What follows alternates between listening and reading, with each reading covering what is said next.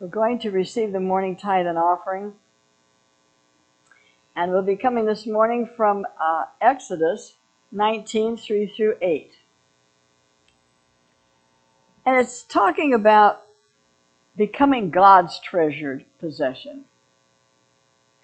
People have treasures of silver and gold and precious stones, but God has treasure as well.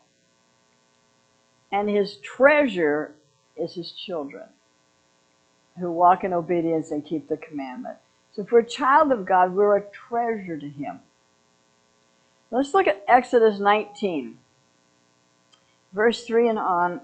I'm going to read it. And Moses went up unto God, and the Lord called unto him out of the mountain, and saying, Thus shalt thou say to the house of Jacob, and tell the children of Israel, You have seen what I did unto the Egyptians, and how I bare you on eagle's wings, and brought you to myself.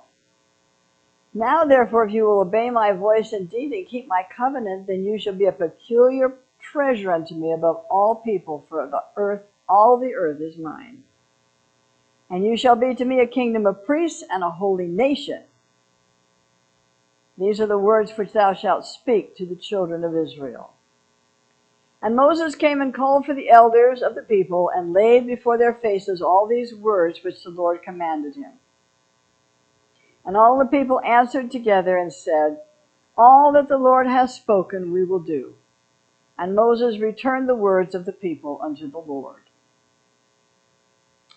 Now, in verse 5, I just want to read it to you in a couple different translations. In the Rotherham translation, it reads, Now therefore, if you will indeed hearken to my voice and keep my covenant, then you shall be mine as a treasure beyond all the peoples, for mine is all the earth. And then the NIV tells us, Now if you obey me fully and keep my covenant, then out of all nations you will be my treasured possession, although the whole earth is mine.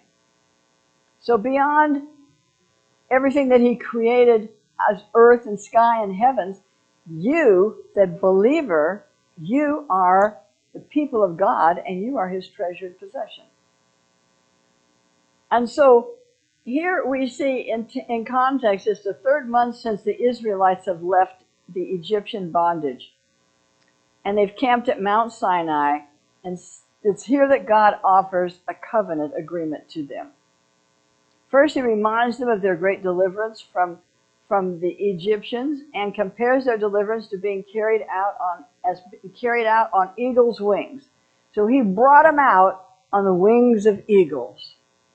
And God says that in return for their obedience and keeping his covenant, he'll cause them to walk in 3 new relationships with him. Number 1, they're going to be his peculiar treasure. Number 2, they're going to be a kingdom of priests.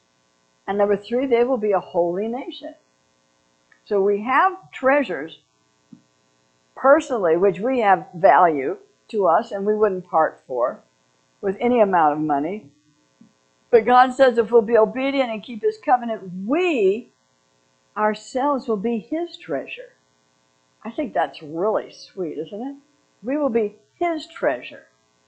Imagine being God's treasure above all people. Who does he love best, right? Who does he love best? So we're an obedient people.